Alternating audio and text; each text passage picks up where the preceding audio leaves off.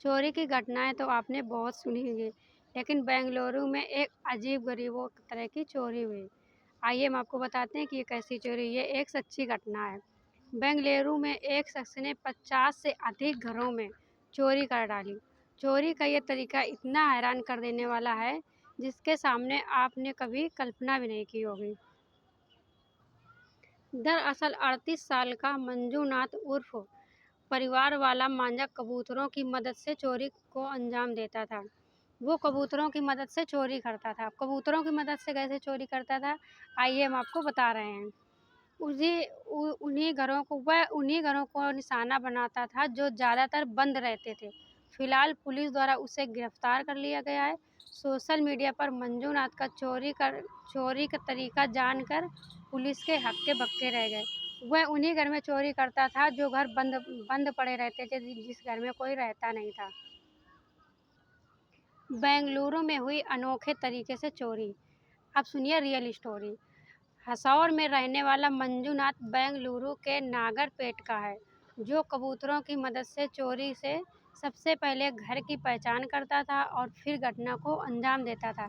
किसी ने सोचा भी नहीं था कि चोरी के लिए पक्षियों का भी सहारा लिया जा सकता है। शायद यही वजह है कि वो आज पकड़ा नहीं जा सका, लेकिन अब वो पुलिस की गिरफ्त में है। मंजूनाथ अपने शिकार को अंजाम देने के लिए कबूतर का इस्तेमाल करता था। वह कबूतर का कैसे इस्तेमाल करता था, हम बता रहे हैं आपको। वह सबसे पहले 1 या 2 कबूतरों को बिल्डिंग के आस-पास छोड़ देता था।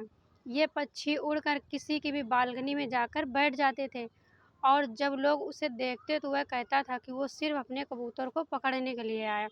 उसने जो कबूतर पाल रखे थे, वह कबूतरों को छोड़ देता था और वह लोगों के घर की छतों पे जाके और बालकनी में जाकर बैठ जाता था।